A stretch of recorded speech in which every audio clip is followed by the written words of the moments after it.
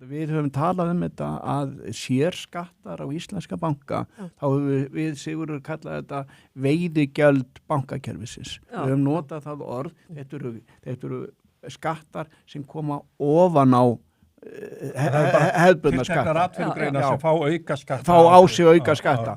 Og hér þetta, og við sjáum það, að þannig þetta sundurliðað. Það svo kallar fjársýslu skattur upp á 5,5%. Það mikrofónu, Jón.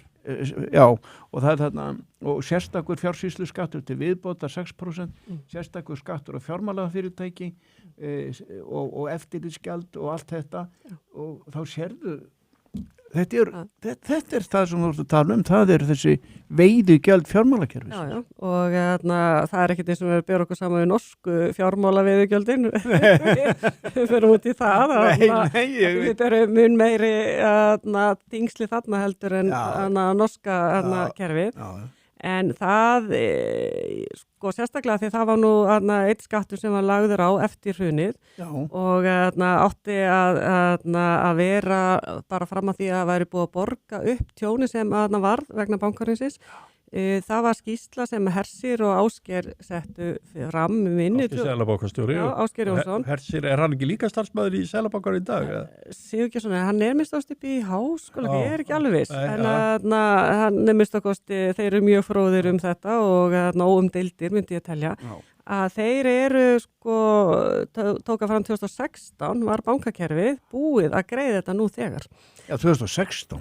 Framlag þá ríkisins til bankakerfisins eftir bankarhrunið. Já, þannig að forsendur fyrir þessum skatti hefðu þátt að eru þá í raun og veru bara brostnar. Þetta er bara, ef þú greiðir þína skuld, ef við setjum við í það samhengi, að þá nú alveg væri það nú bara góð gjöf til þjóðarinnar að lækka þessa skatta. Já, ég hef nú, en það er annað, við erum búin að vera að horfa þetta hérna, þessa skatta, það eru 22 miljardar sem að þú ert búin og þið eru að presentera þetta. En það er líka annað sem hefur verið rætt mikið og það er það sem við komum kannski inn á áðan og það er einhver meiri hagnaður eða einhver meiri arðsemi innan bankana miðað við aðrar atvinnugreinar.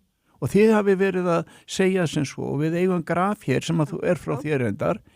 Það reyndar taka fram þetta sem 23. Já, en þarna kemur fram allavega að miða við aðra atvinnugreinar þá eru þið eru gula súlan þarna sem er með 8% á meðan að byggingarstarfsemin er með 23%, Heiðrún. Já, þetta er á 2018-23 og það sem þarna eru náttúrulega bara að horfa á arðsemina. Arðsemi við komandi atvinnugreinar. Já, meðan náttúrulega það sem sumir eru að horfa á er hagnaða töluna, en það er náttúrulega verið að horfa til þess mikla eigifé sem er í bönkunum. Þannig og þetta er það viðmið sem er verið að horfa til þegar við erum að tala fjármálakerfið. Eins og segir þetta þó fyrirverð sem 23 þannig eitthvað gæti hafa breyst en þetta er samt 6 ára eða 5 ára tímabil þarna og það er líka eins og þú segir eftir því sem eftir því sem eigið féð hærra stabbin hærri þá þetta alltaf erfiðar það er erfiðar að ná 10% ávöxtun á mjög háa fjárhæð eða kannski læri það er kannski allt annað dæmi